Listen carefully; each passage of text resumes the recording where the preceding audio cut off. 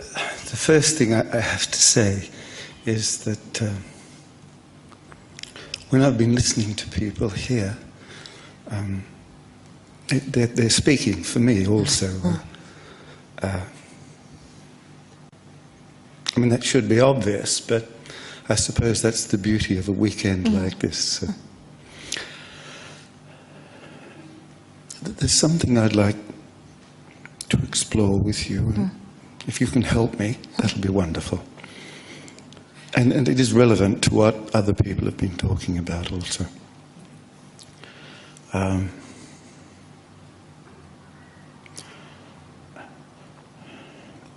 want to recapitulate a little bit, and I'll be very brief, about the searching that I've been doing for what is true or what is real or what is divine. I had some inkling from when I was quite young that there was such a thing as the divine. But I didn't think it was a personal God, you know, but there was something. I didn't know what. Now, a number of years ago, I heard that there was a guy down in Melbourne who was a spiritual teacher. And so I went down to visit him. And one of the things that he said was, Warrick, you've got to know who you are. Okay, so I came back here to Sydney, and I got out a notebook and I wrote down in whatever way I could, whatever I thought I was. Just the usual things, a physical body and a mind and certain strengths and certain weaknesses. But it was pretty extensive. I mean, I think it filled a couple of notebooks, actually.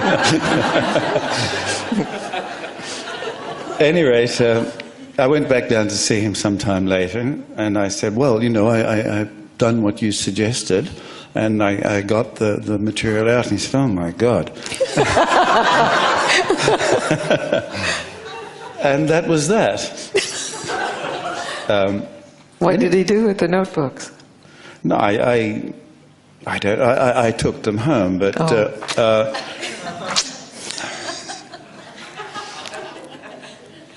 Gangaji, although he was putting himself forward as a teacher, and although he may know something,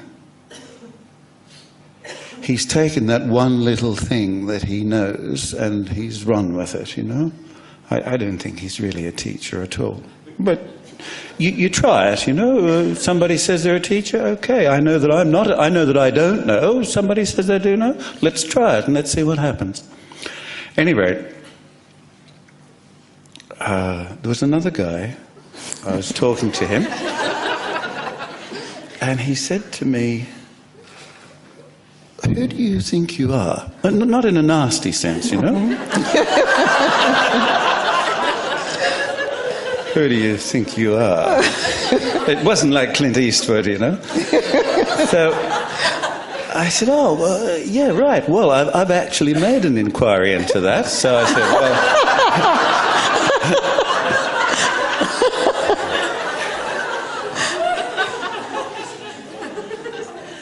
I said, well, I'm, you know, this physical being, and I'm this mental being, and this emotional being, and he said, oh, hang on. Have you included in that list that which sees all those things? And of course I hadn't. But then lots of things fell into place. And I could see that what I'd focused on were things that change and move. They're all events in time.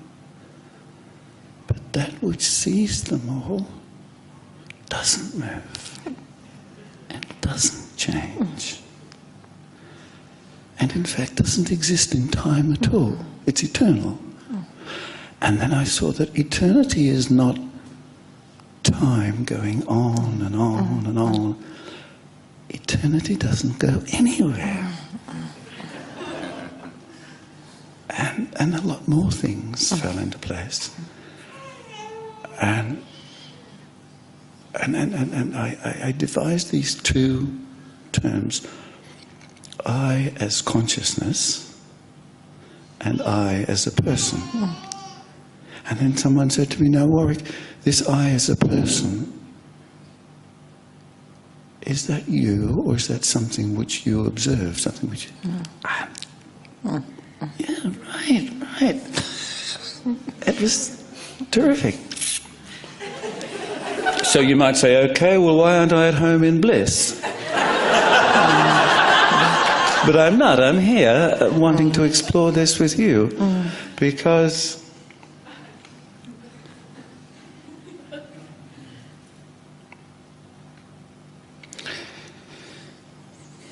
is it something which is my firm foundation, or is it something which arrived out of the blue and kind of took me over or took me out of myself, but is not my kind of ever-present reality? Well, it's not my ever-present reality, no. Is it not ever-present? Theoretically, I have to say yes, of course. No, not theoretically, experientially. No. Then what are you calling reality? Because I say, experientially, it is always present, but not as you are naming it your reality.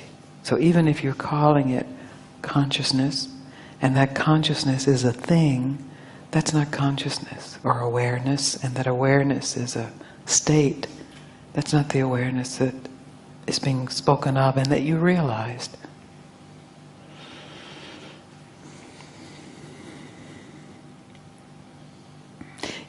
Do you have to think I am to know I am?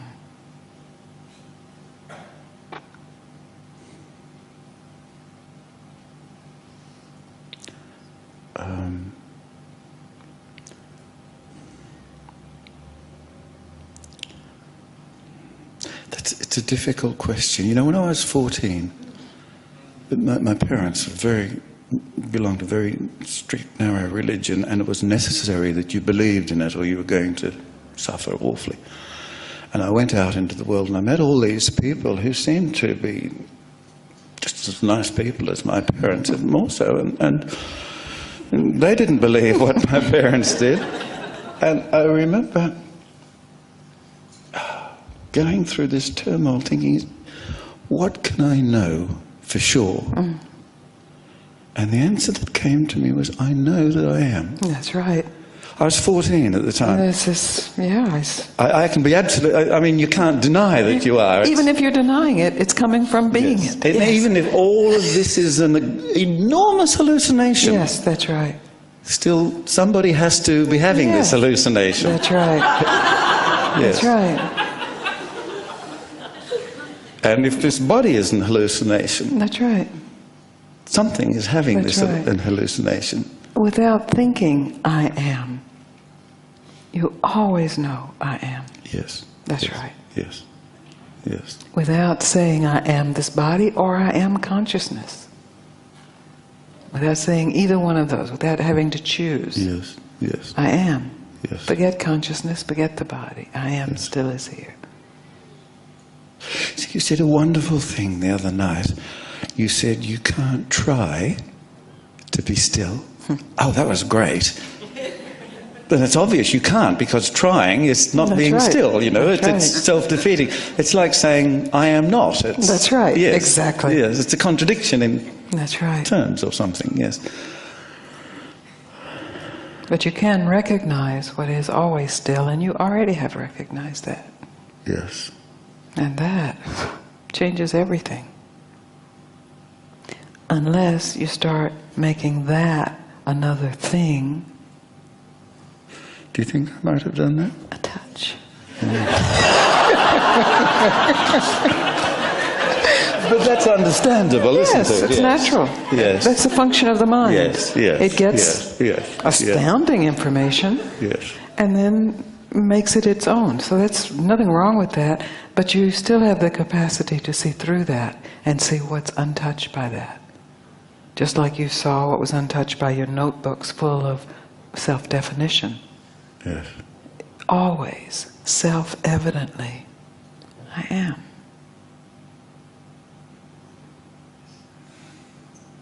Asleep with no body sensation. Yes, I Yes, I see it. Obviously, I am. I see, I yeah. am. And the person goes through all kinds of changes and whatever. Yeah. I suppose that's okay too. I was adopting an anti-person attitude. Right. Yes. That's often a spiritual adoption. Yes. As if it's the person that is in error. Yes. But the does I amness or beingness, which is really I am, is conscious beingness, exclude anything from its awareness, person, non-person? Well, I've been wrestling with that because I had another experience when I was about 27 or so, in which there was no me as a person, and there was no world, and there was no objects of knowledge, but there was I. There was I. And it was incredibly blissful, incredibly blissful. And I remember thinking at the time, well, not at the time, but afterwards, shall we say. That's right. At the time, there was no thought at all. Yeah. No thought at all.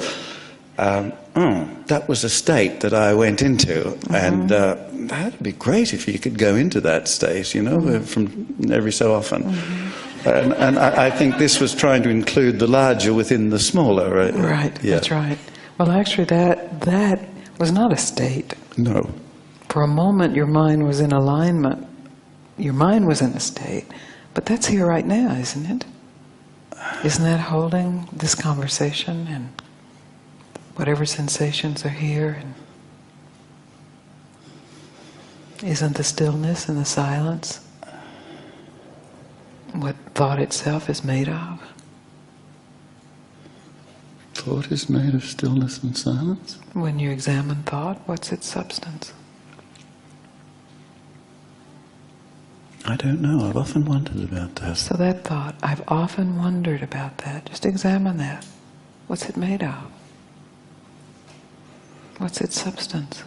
Well, it's a form within consciousness. What's the form made of?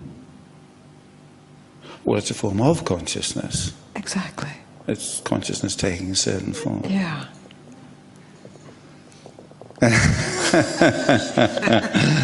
Yes. Yes. So, yes, wanting to. So when the guy said to me, "Well, now, are you all those things, or are you that which sees those things?" Okay, then there was this awareness of that which sees those things, right? But that doesn't mean that that's the enemy of that which is seen, does it? Not No. the enemy. I've made it the enemy. Right. That's the normal spiritual step, and that's what we have to go back to. And actually, what I was saying this morning, what is the demarcation line between that which sees and that which is seen? Yes, I was very annoyed with you this morning. I thought you had it all wrong there, actually. I hope you don't mind my saying Don't that. mind at all. It's been said before. Yes, yes. So then that's the point of investigation. Is there really a demarcation line between subject and object? Just like between thought and consciousness. Or formless thought, formless consciousness and consciousness as form.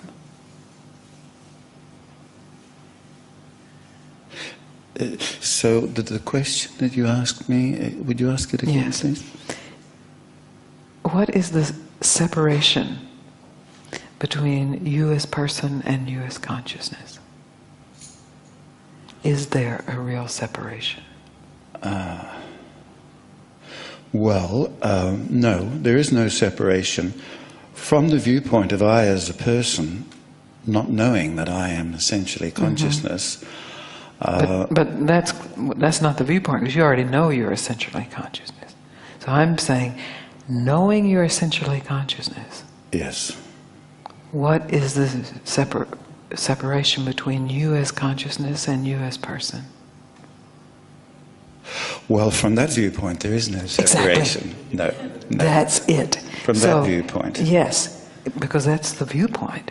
So the point is that when we are simply identified as person, yes, there's suffering, yes, as you know. Yes. And you had a moment of grace, profound grace, 2 moments, 14 and 27, yes, where that exploded and you recognized yourself as consciousness. Yes. This is what we all bow to. It's not the end, though. No. And that's what you're talking about yes, now, because yes, normally what happens then, there's an exclusion of the person. Yes. As if it were some hindrance, yes, to consciousness. Yes. And that's what my purpose in your life is at this particular point. Yes, and you did it very well. Thank you very much. Yes. Yes. Yes. I mean, you did. You could see, couldn't you? That you could. I mean, the wheels in my mind are pretty big. You could see them churning over. Yes, exactly. Oh, thank you. Oh, it's so beautiful. Thank you. So true. So beautiful. Thank you. Can I say one more thing? Please. Well, you spoke about understanding or realization happening, and then life tests it, as it were. And you said another thing. You said you do know, but then circumstances arise, and you feel dreadful pain, and you can't, as it were, retreat to your remembered knowledge. You have to, as it were, put that aside. That's and right. Just surrender to what is happening. So that you can discover freshly, in this way, yes, what is still true. Otherwise we cling to remembered knowledge. Yes. And it's beautiful, it's what churches are about, but yes, it's not ultimately satisfying. Yes. So when it can be discovered in hell, yes, or in the worst of circumstances, or in death, yes, then you are free of any need for circumstances to be anything. See, when this thing came, and lots of things were just suddenly falling into place. Well, one of the things was that this which sees everything, that's the easiest way to put it, but is not always seeing everything. It's sometimes it's just aware of itself, and this is that's right. Yes, all of it. Yes. Yeah, but this doesn't exist in time. That's right. That's what a confirming. Yeah, is never born and never dies, because those things happen in time. That's right. Eternal. Yes, and yes. And I thought, oh wow, that's so death is not such a big deal. Yeah. Finally. But it is a big deal. It is a big deal. Yes. Right. Because you as person is consciousness experiencing itself as person. And it loves itself as person and as consciousness. Experience itself as person. That's incarnation, right?